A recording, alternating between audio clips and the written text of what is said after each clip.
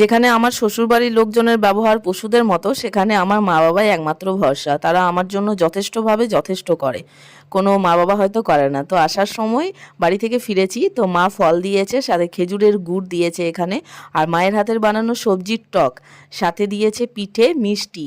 তো এগুলো সব আমার জন্য কিন্তু। আর দিয়েছে কাল সকালে রান্না করতে হবে, যে তার জন্য মাছ ভেজে মাছ 4 পিস ভরে দিয়েছে। সকালে এটা রান্না করছি ফুলকপি আলু দিয়ে, শীতকালের দিনে বেস্ট লাগে।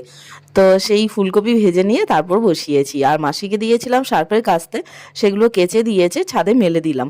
মেলে দিয়ে তারপর দেখুন আমার গাছে অনেক ফুল শুকিয়ে যাচ্ছে। এখানে যে গাঁদাগুলো ফেলে রেখেছি রক্তগাঁদা, সেগুলো বীজ করার জন্য। তো সব গাছে মোটামুটি ফুল হয়ে আছে। আর গোলাপ গাছে বড় একটা গোলাপ হয়েছে, পাশাপাশি অনেকগুলো কুড়িও রয়েছে। এবছর আশা করি অনেকটা গোলাপ হবে। আর গাঁদা গাছে ফুল হয়েছে। চন্দ্রমল্লিকা যে ফুলগুলো ছিল শুকিয়ে গেছে, বীজ করার জন্য দেখুন এখানে রোদে দিয়ে রাখছি। এগুলো